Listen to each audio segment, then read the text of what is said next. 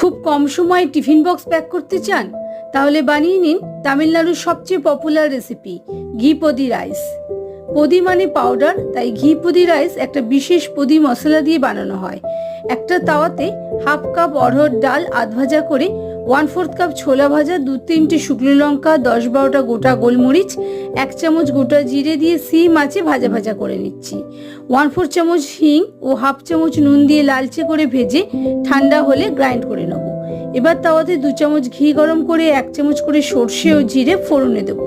10-12টা কারি পাতাও অ্যাড করে দেবো, 2টো স্লিটেড কাঁচা লঙ্কা ও পেঁয়াজ কুচি, টমেটো কুচি, হাফ চামচ নুন, কাশ্মীরি লঙ্কার গুঁড়ো দিয়ে একটুক্ষণ নাড়াচাড়া করে বাসমতি চালের ভাত অ্যাড করে দেবো।